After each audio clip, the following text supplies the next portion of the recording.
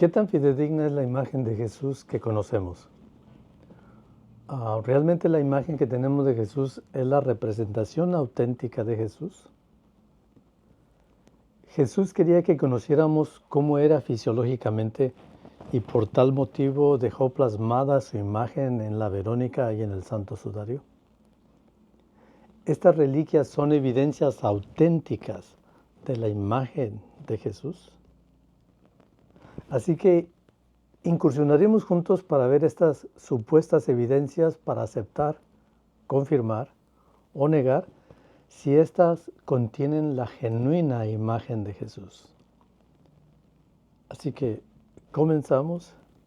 Bienvenidos a Convicciones, Perspectivas y Controversias. David de Ciaro te saluda y comenzamos.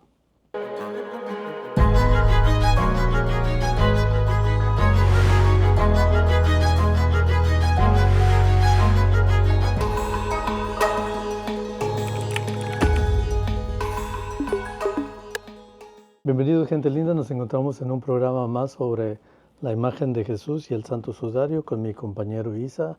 Y para esta presentación hemos consultado varios libros. Así que primero Isa empieza para compartirnos cuáles son las fuentes para este programa. Adelante, Isa.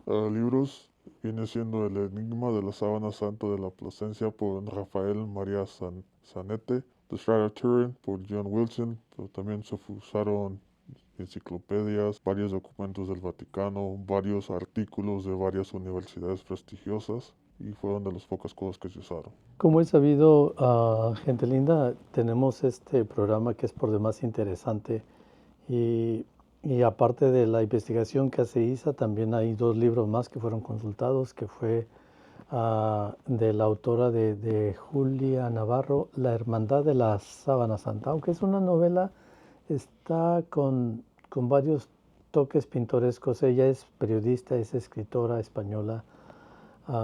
Publicó este libro en el año 2004, esta obra, que fue uno de los libros más reconocidos, traducidos a más de 15 idiomas, La Hermandad de la Sábana Santa, con Julia Navarro, y presenta varios aspectos históricos y arqueológicos, las evidencias que presenta. También la Sábana Santa, en el caso de la autenticidad de John Iannone.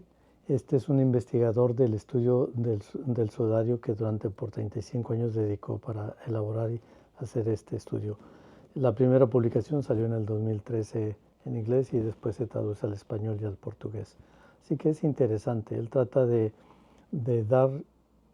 sacar algunas evidencias del sudario de Turín y el sudario de Oviedo y presenta una forma apologética analítica. Así que entonces, ¿qué tan fiel es la imagen de Jesús y la sábana santa? Isa, ¿desde cuándo comienza este incidente, esta situación, esta inquietud de querer conocer la imagen de Jesús? Históricamente no aparece nada hasta después de los años 1500. De 1500 en adelante fue cuando empezaban a aparecer esta información, pero no hay información registrada antes de los años 1500. Vámonos un poquito más atrás. Tú presentas que de los años 1500 tiene el auge y tiene el movimiento que empieza la gente a querer conocer y a saber, y es cuando se empieza y surge una explosión de estos accesorios. Así es. A partir del año 1500. Sin embargo, la historia bíblica comienza en el año 33. Voy a hacer un poco más de historia acerca del pasaje de la Biblia. En el año 33, cuando se supone que muere Jesús en el año 33, y de allí empieza esta historia acerca de la sábana santa. Sin embargo, hay algunos detalles que a mí me suenan un poco interesantes, porque algunos dicen que no fue en el año 33, otros dicen que fueron como ciertos años después, porque hay un pasaje en la Biblia que quiero mencionarlo. En el Evangelio según San Juan, capítulo 8, del 56 al 59 dice: Abraham vuestro padre se gozó de que había de ver un día, y lo vio y se gozó. Entonces le dijeron los judíos: ¿aún no tienes 50 años y has visto a Abraham? Jesús les dijo: de cierto os digo, antes que Abraham fuese, yo soy. Tomaron entonces piedras para arrojárselas, Pero Jesús se escondió y salió del templo y atravesando por medio de ellos se fue. Bueno, lo que quiero mencionar y el punto aquí es que algunos dicen que la historia de la sábana santa principia en el día de su muerte, en el año 33. Pero en el diálogo que tiene Jesús con los fariseos, ellos están argumentando y están diciendo, aún no tienes 50 años. ¿Por qué no dijeron, aún no tienes 35 años? ¿Por qué no le dijeron, aún no tienes 40 años? Si se estaba redondeando, ¿por qué no se redondeó a 35, a 40? Sino que ellos dijeron, aún no tienes 50. ¿Por qué? Es una incógnita que la Escritura no nos arroja más luz, nomás nos menciona ese pasaje que aparece allí y que nos pone en una tela de dudas y que realmente la historia de la muerte de Jesús ocurre en el año 33 o ocurrió 20 años después. Así que no hay una evidencia, nada más que la evidencia literaria que está allí. Y aparte, los evangelios no se escribieron en ese mismo momento. Los evangelios se escriben, dijéramos, como 50, en el año 50 se escriben las cartas paulinas, del año 50 al año 90 se escriben las cartas paulinas y el Evangelio y el libro de Apocalipsis se escriben en los años 90. Así que de los acontecimientos supuestos del año 33 hasta el año 90, que es cuando se escribe el Evangelio, cuando aproximadamente se escribe el Evangelio de Juan, ya han pasado varias décadas. Así que entonces los Hechos y las cartas paulinas y el libro de Revelaciones se escribe y los evangelios se escriben del año 50 al año 90 aproximadamente. Y es ahí donde surge esa historia, porque dice la Escritura en Lucas 3:23, Jesús mismo, al comenzar su ministerio, era como de 30 años, según se creía en Lucas 3:23. Así que entonces los acontecimientos, de acuerdo con este pasaje, principian del año 33 al año 38. Pero no hay registros, de las reliquias o accesorios sagrados que surgen o aparecen y agarran tanto auge, como tú dices, en el siglo. ¿Quiénes iniciaron con esa inquisición de querer demostrar, y cuál era el propósito de querer decir, yo tengo las reliquias sagradas de Jesús? ¿Quiénes? ¿Qué grupo? La mayoría que pero hay que entender, en esos tiempos eran figuras religiosas, pero en esos tiempos las figuras religiosas controlaban el gobierno, la administración y la religión. La iglesia católica, pero en esos tiempos le decían la iglesia cristiana. Y ellos fueron los que empezaron te voy a escuchar feo, pero empezaban a conquistar a otras naciones para empezar a empujar sus creencias. Fue que empezaron esos accesorios, esas tácticas, porque en tiempos históricos y también, como dice la Biblia, ciertos artefactos daban ciertos poder, como la Biblia menciona cuando estaban peleando los israelitas, de que estaba el acta del pacto, o a veces Moisés tenía las manos o su vara, cuando se empezaba a caer, empezaban a perder la batalla, de ahí empezaron a usar eso, de que los artefactos tenían poderes sobrenaturales. Bueno, siempre se ha creído. Yo creo que más adelante vamos a estar sacando un día sobre el arca del pacto y que sería interesante mencionarla como ellos lo consideran sagrada y como dices tú, lo consideran sagrada o que les da cierto poder. Bien, hoy queremos hablar acerca del Santo Sudario o la Sábana Santa, pero hubo varios accesorios, hubo varias reliquias sagradas en esa época.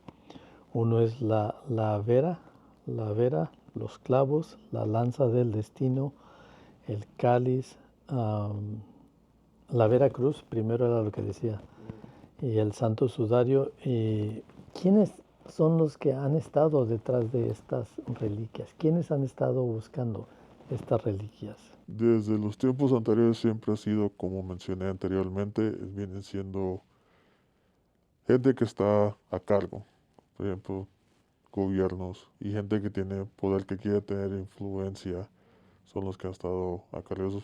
Por ejemplo, los nazis en su tiempo, ellos las buscaron Cuando Estados Unidos invadió a Irán, también ellos fueron cada que ha ido una invasión o han entrado a un país, siempre entran a quitar o tomar artículos históricos que tienen leyendas de que tienen sus poderes, que dan poder a la persona que está invadiendo. Bueno, siempre las instituciones que conquistan tienen un departamento, el departamento de arte y de cultura, que ahí van científicos, ahí van arqueólogos, y es interesante porque cuando hay una invasión tiene que ir el departamento de arte y de cultura.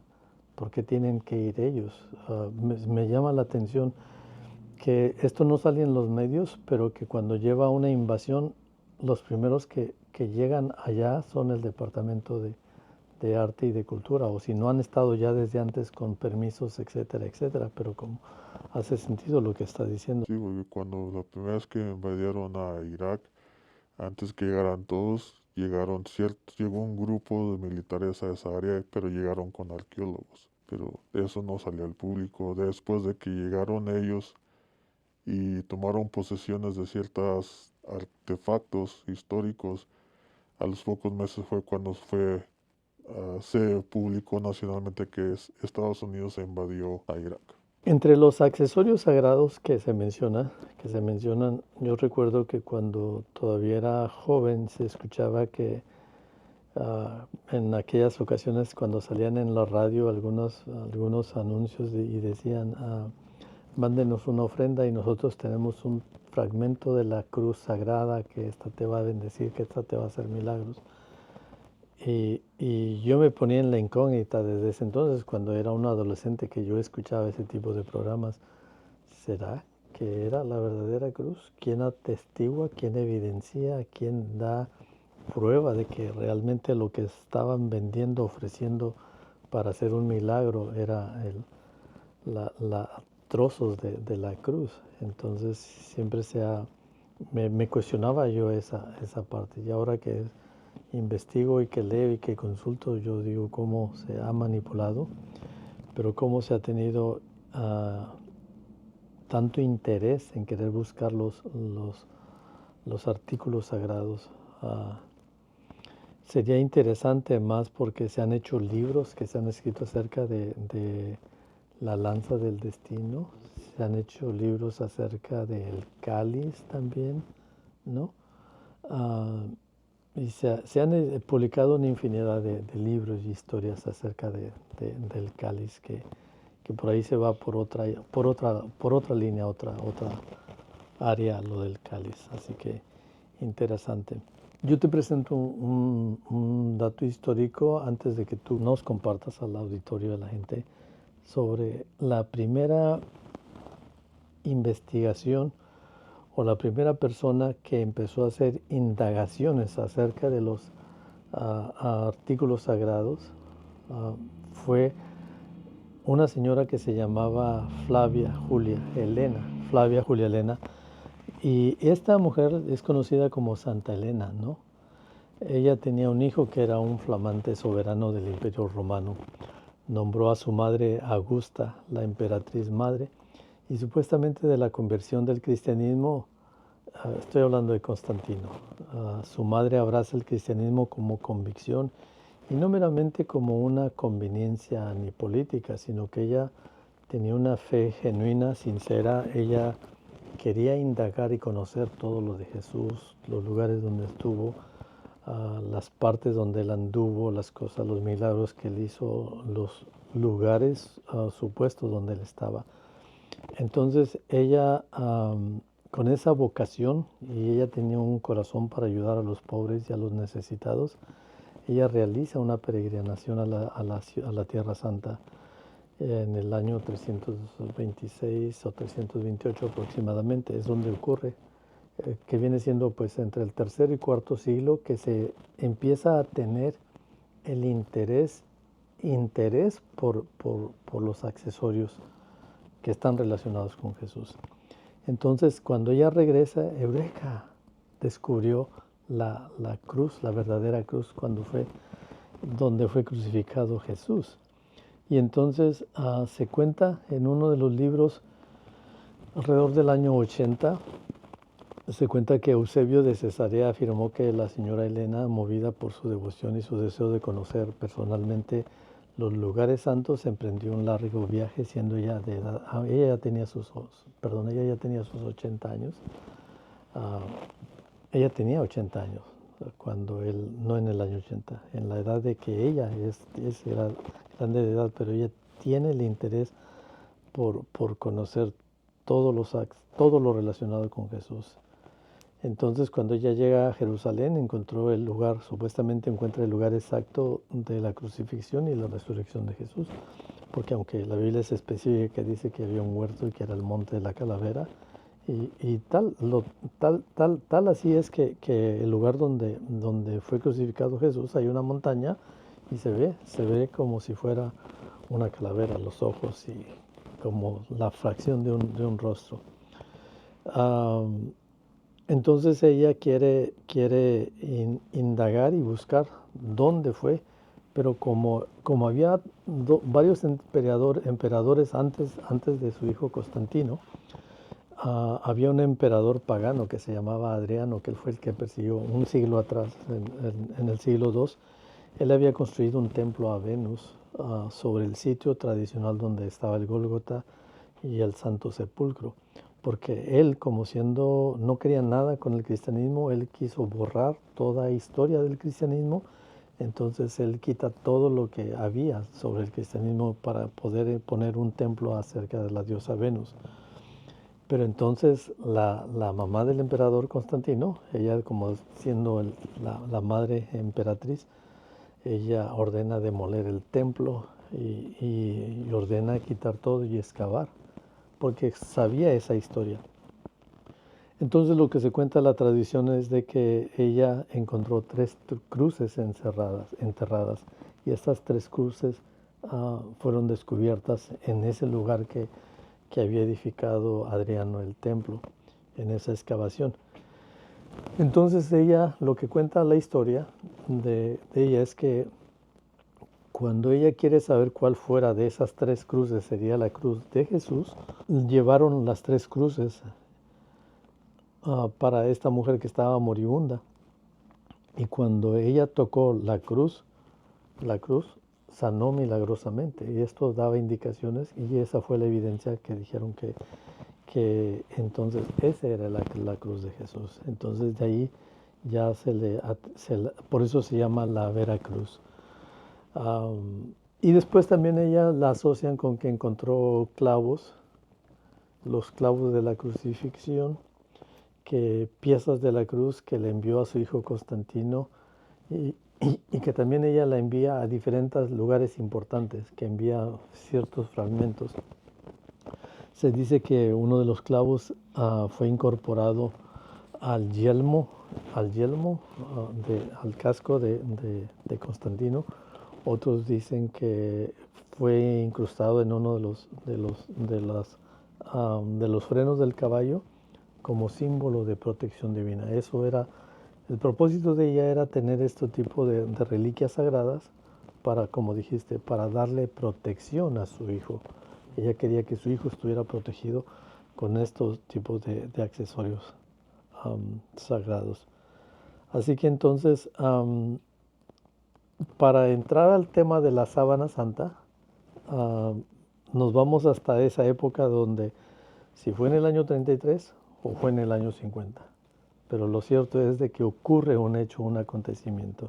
Según la cronología de la sábana santa, según en el libro, entonces está ocurriendo en el siglo I, en el año 30, ocurre la muerte de Jesucristo, que es ahí donde vamos a empezar a ver lo de la sábana santa, y en el lugar de Jerusalén. Y la crucifixión de Jesús, y sabemos la historia que José de Arimatea y Nicodemo lo envuelven en una sábana para sepultarlo. Y de allí es donde empieza la leyenda de la sábana santa. Lo curioso es que tú dices que esto aparece hasta en el año 1000. Los 1500 surgen todos estos reliquios. Y antes de eso no se escuchaba nada. O sea que sí había, pero hubo como una explosión de que todo el mundo ocupaba un reliquio. Como que a veces la humanidad queremos cosas palpables y visibles para poder sustentar y fortalecer la fe.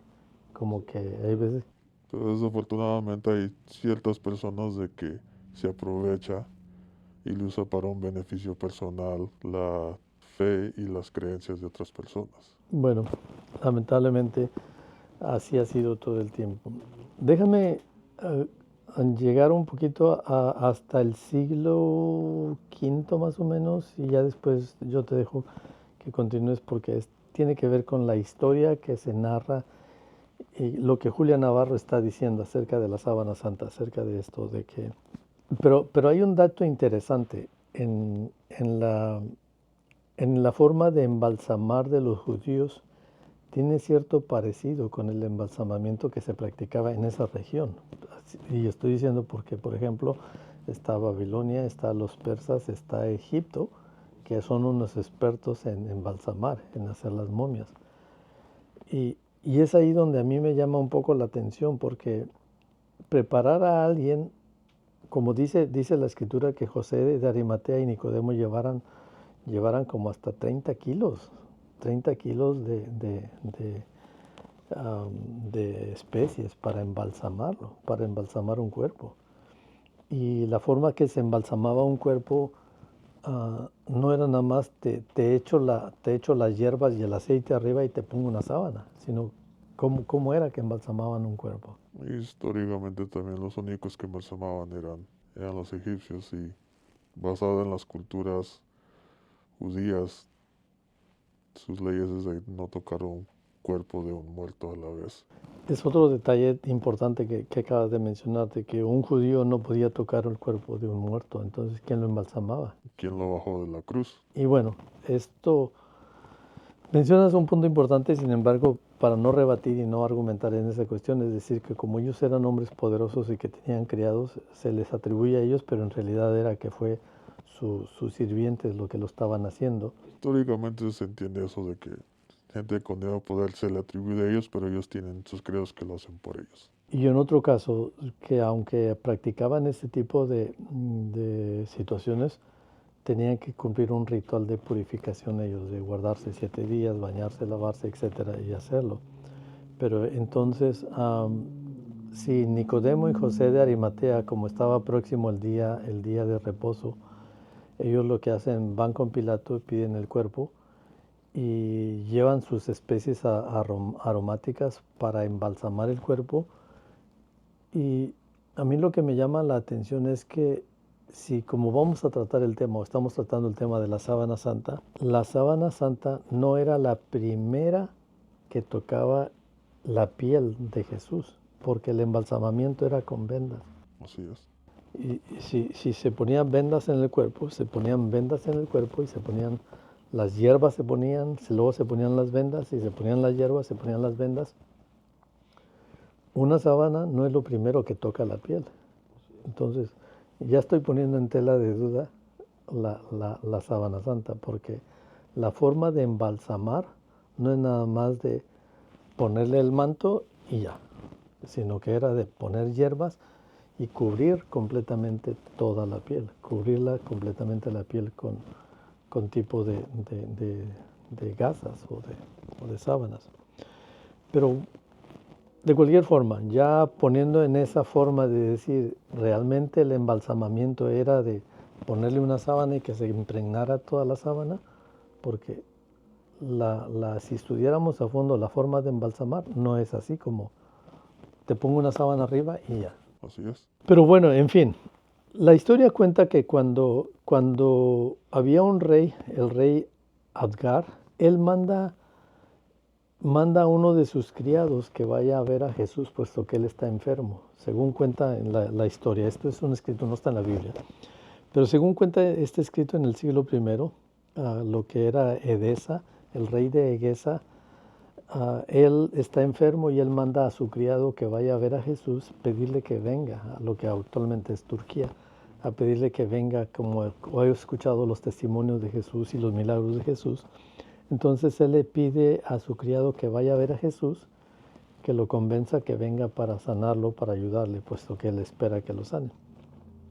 Lo interesante en la historia se cuenta que él cuando se conoce a Jesús y le dice, no te preocupes, tu rey va a sanar. Y entonces el criado le manda una carta al rey y le dice, mi rey, le pido permiso para decirle que me voy a quedar acá, pero hablé con Jesús, pero él dice que usted va a sanar. Y entonces, pero nomás la palabra quedó recibida de que él iba a sanar. Entonces lo que él hace es de que él se queda con Jesús, y es cuando ocurre el acontecimiento el juicio de Jesús, la sentencia de Jesús, la muerte de Jesús, y criado del rey Abgar se queda con Jesús y se queda oyendo el testimonio. Entonces lo que él hace es que sigue el acontecimiento, y cuando él se entera de que lo están enjuiciando y muere Jesús, él se queda ahí. Y entonces lo que él hace, que él convirtiéndose al cristianismo, lo que él hace es de que mirando esa situación, y cuando se conoce la historia de que Jesús ha resucitado, lo que cuentan es, los discípulos dicen que miraron los lienzos, las sábanas, lo dejaron ahí en el sepulcro.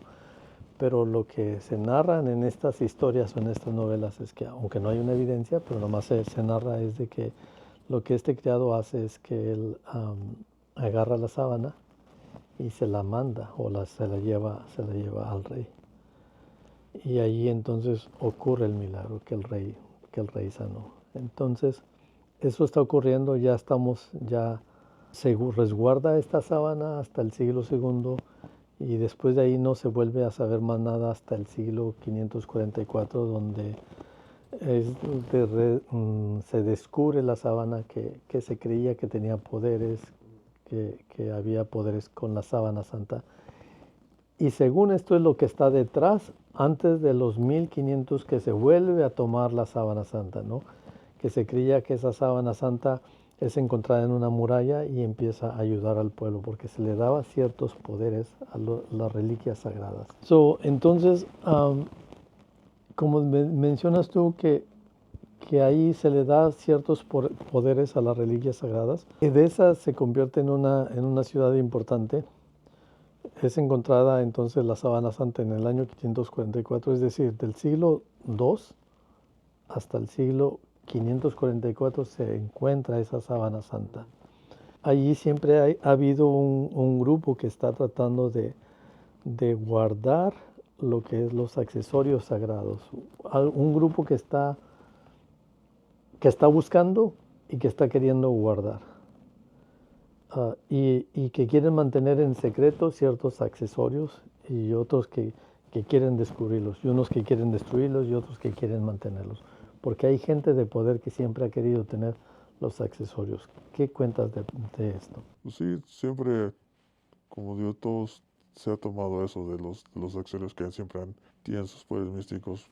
Por ejemplo, los más conocidos es de que por ejemplo, los nazis, los de Alemania, ellos dedicaron un grupo especial solo para enfocarse en buscar todo eso, como decía el chasis, la lanza del destino.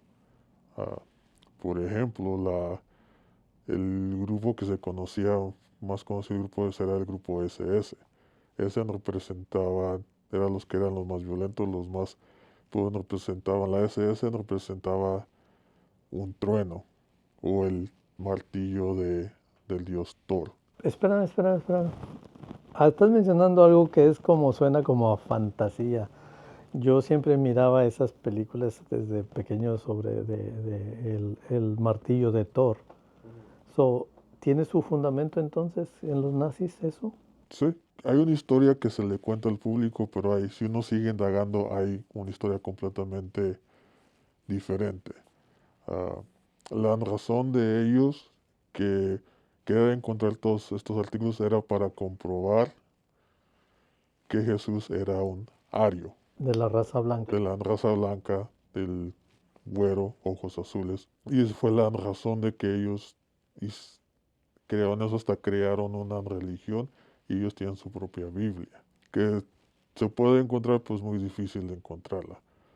Pero la razón era, durante la Guerra Mundial ellos buscaban eso, como les mencioné, la lanza del destino, que fue la que se usó para que se incrustó al costado de Jesús. El Santo Grayo o la copa de la última cena, que también se rumoraba y se decía de que la pusieron cuando después de que lo pusieron al lance cayó la sangre en la copa y esa sangre se la pusieron a un ciego que estaba cerca y se sanó. Y como decía el martillo de Thor era la SS, que pues eso era que representa los rayos. los rayos de, de siempre tener poder. Se le atribuye mucho a este Hitler, pero en realidad era un general llamado Heinrich Himmler. Él le fascinaba mucho el ocultismo, lo esotérico, y él encontró, bueno, no encontró, creó, como dije, una división para encontrar y comprobar que Jesús era un ario. El grupo, como dije, era el SS y era él con sus 12 generales más de confianza. Ahí uno ya empieza a mirar Un paralelismo. paralelismo y sus excursiones incluyeron yendo a la India, que se rumora que Jesús estuvo en la India, en Irán, que se viene siendo el área de Mesopotamia y todo eso, y que también fueron al área donde están los monjes en el tibetano. Y la razón de que ellos pudieron entrar ahí es de que antes de que apareciera el símbolo de la suástica, antes ese símbolo era conocido como buena suerte y de paz. Y fueron los nazis de que lo rotaron 15 de grados y lo voltearon. Pero antes de este tiempo, ese símbolo era conocido como una cruz de buena suerte. Entonces era la representación de una cruz. Así es. Antes de que se fue transformada y es lo que ahora representa, pero antes era un símbolo de buena suerte y de bendición. Suena interesante lo que estás comentando ya de que como para nosotros, por ejemplo, los célticas, los egipcios, ellos ya usaban una cruz y ya tenían una cruz y no meramente que decía que como se les consideraba como paganos, sino que había cierta inclinación a creer en Dios, a aceptar la creencia de un Dios como menciona la Escritura y no como los tenían tildados de perversos y malvados. Y lo interesante es que en algunos he visto el símbolo de la suástica antiguo. Bueno, no se llama suástica, ahorita no recuerdo el nombre, pero suástica es cuando se empezó a usar en la Segunda Guerra Mundial, pero antes tenía un nombre diferente que ahorita no puedo recordar, pero todavía hasta la fecha se usa en el Medio Oriente. Pero sí recuerdo que en algunos de los murales de Mesopotamia y de Babilonia está ese símbolo, ahí está como dices esa cruz y está con un círculo. Y a mí se me hizo interesante cuando lo miré y en ese entonces cuando a veces que mira y estudia uno ciertas informaciones, encuentra que este tipo de simbología y este tipo de símbolos llaman la atención, pero como ahora se le ha dado a otros y vienen a ser parte de una imagen negativa cuando en sus orígenes no era negativo, o vienen hasta ser partes como del sensacionalismo y como el martillo de Thor, que lo mira uno nomás en las películas modernas, ¿no? Pero que como dicen en la antigüedad representaba el poder en sí. Entonces, siempre ha existido, bueno, desde los años 1500 para acá surge el auge de querer investigar, indagar y buscar sobre los accesorios sagrados, ¿no? Por el poder que se le atribuye que se tenían. El Santo Sudario se creyó que entonces estuvo por el rey Alper en Edesa, en Turquía. Dura hasta el año 544 y después por cierta situación llega a pasar, se es trasladada al Imperio Bizantino y se conservó en una iglesia Santa María del Faro en Constantinopla, ¿no? Lo que vendría siendo la actual Turquía, que ahí estuvo el imperio romano. Entonces después, en el año 1204, los cruzados saquean Constantinopla, ¿no? Ya es ahí donde desaparece misteriosamente la sábana santa, los famosos cruzados. Es decir, de la gente importante que son de la élite de los gobiernos y la élite y la gente que no sale al público, han tenido un afiche por querer tener estas cosas como quererlas tener. Conocí a un amigo que él decía que él iba a algunas exhibiciones de museos de los Rockefeller y los Rothschild, y que son unas cosas antiguísimas que él tiene.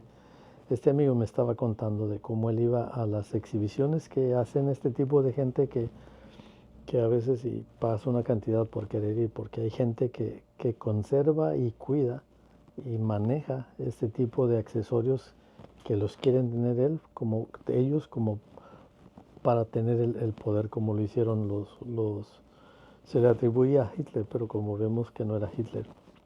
Inclusive también no solamente fue a estos países, sino también fueron a la Antártida, ¿no? Han ido a muchos lugares y dicen que no es cierto, pero pues sí, no se pone a indagar.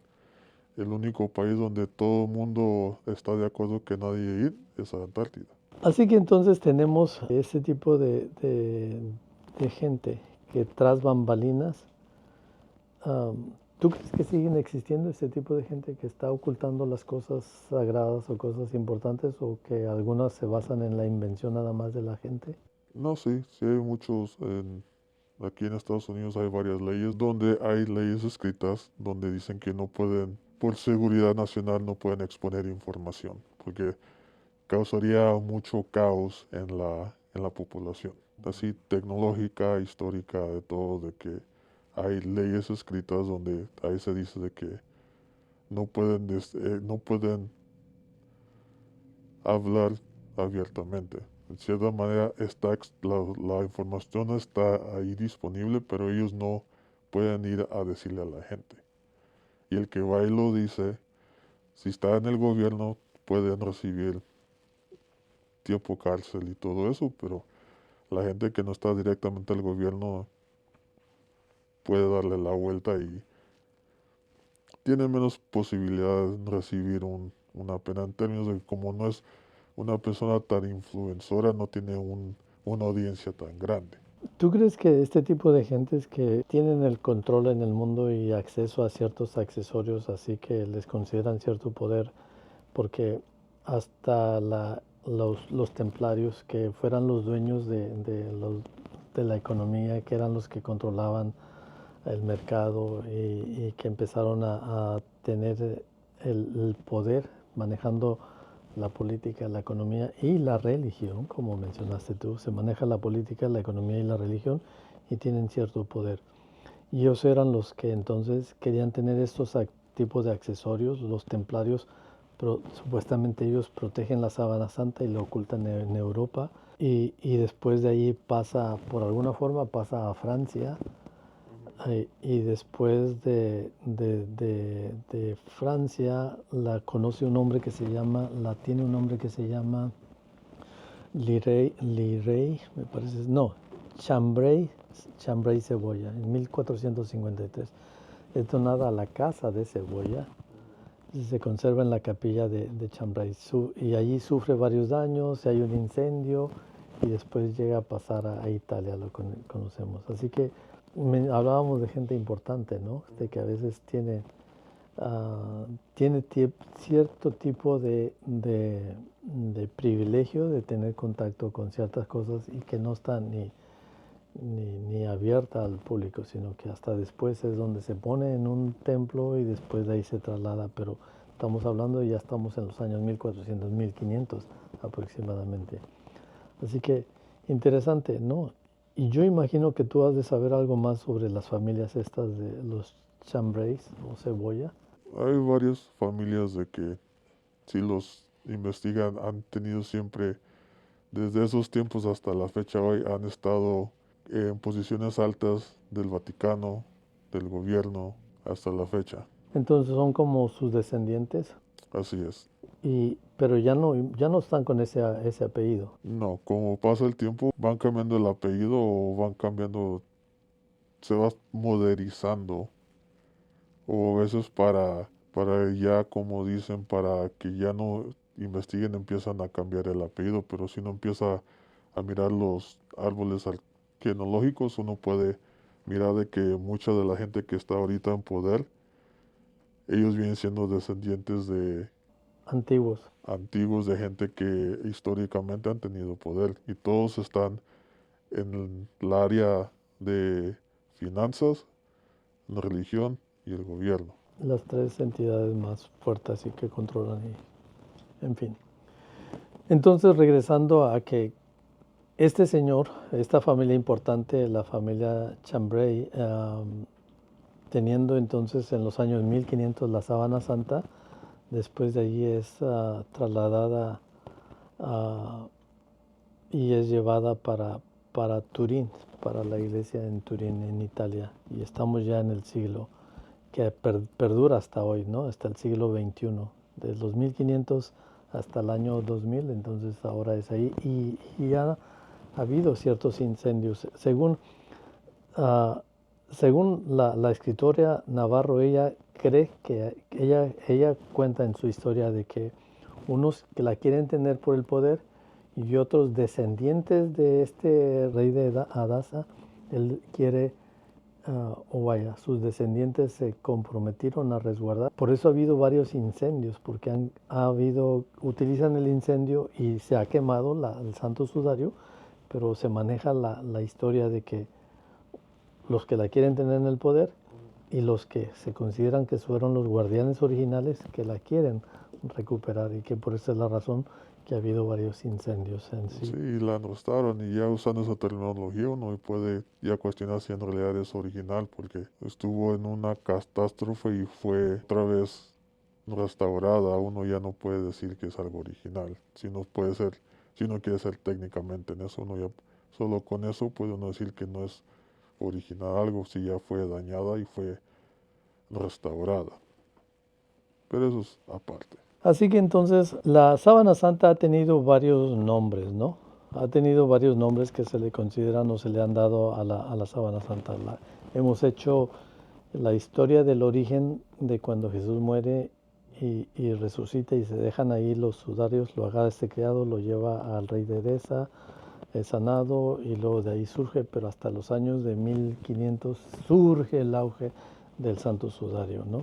Ahí tiene varios nombres, ¿no? Como se le ha llamado, y algunos dicen que son diferentes, ¿no? Pero también le han dicho el mandilión, la sábana santa, el sudario de Turín y la sidone, que se le ha dicho. Pero yo creo que había dos en este caso. Lo que verían siendo el Santo Sudario y quería siendo la Verónica, ¿no? El trapo que le pusieron o el pañuelo que le pusieron a Jesús cuando él iba en la crucifixión, y que una mujer se le arrima y le pone y se queda impregnada la imagen de Jesús. La cuestión es, ¿perdura hasta hoy? O sea, una imagen realmente puede perdurar hasta después de casi 2000 años, puede perdurarse una imagen impregnada, porque se pone en tela de duda si se perduró. ¿Y cómo es de que si estaba guardada sin el acondicionamiento que se necesita, porque se necesita un tipo de clima muy especial, un calor moderado, un viento moderado y las bacterias en sí que estaban en ahí, porque la sangre tiene bacterias? Entonces, ¿cómo puede ser de que después de 2000 años, bueno, y esto es una de las cosas que milagro, se atribuye a un milagro que esté así porque proviene de Jesús? Pero los estudios mencionan otras cosas, así que entonces aparecen fechas, aparecen en lugares, aparece en un lugar, se desaparece y luego aparece y luego sufre daños. Así que esa es la historia de la imagen de Jesús. Hay algunos detalles que vamos a empezar a tratar acerca del Santo Sudario. ¿Qué es lo primero que tú vas a mencionar? Voy a entrar un poquito más a fondo los ejemplos que hizo, como por ejemplo el mandilión de Edesa, que viene siendo Edesa, se llamaba en sus tiempos, ahora viene siendo Urfa de Turquía. Y según ese pañuelo fue encontrado en el año 57 después de Cristo. Y como dijo, en el año 544 fue cuando se escribió, el historiador llamado Evagrios fue el que dijo que fue usado como un talismán para evitar un ataque a la ciudad de Edesa. Y ahí fue donde empezó que tenía el Poder. poder que era como un león que iba a ser atacado, y lo pusieron en la muralla y eso evadió el ataque a la ciudad de Edesa. Y lo único que el mandilión significa es un pañuelo. O sea que significa que viene siendo un pañuelo pequeño, no una sábana.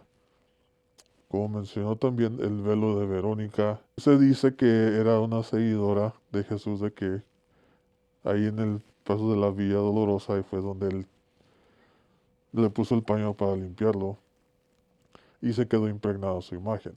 En lo personal, la Biblia dice de que él no quedó reconocible. Así de que ahí está un pequeño pregunta, de que pues, si era reconocible, cómo se impregna y se queda eso. Pero lo interesante es, Verónica en realidad viene del latín vera icónica, o vera ícono, perdón, que significa el icono verdadero. Y en el año 2207 el Papa Inocencio III la sacó a la luz, y desde entonces se ha puesto en procesión cada año. Y según sobrevivió un ataque en romano del año 1527, y desapareció y volvió a reaparecer otra vez en el siglo XVII debajo de una basílica en San Pedro, que es donde se hace anualmente. Sacan un pañuelo y de ahí sale que dicen el pañuelo de Verónica, pero en realidad viene de la palabra del latín vera icona, que significa el icono verdadero.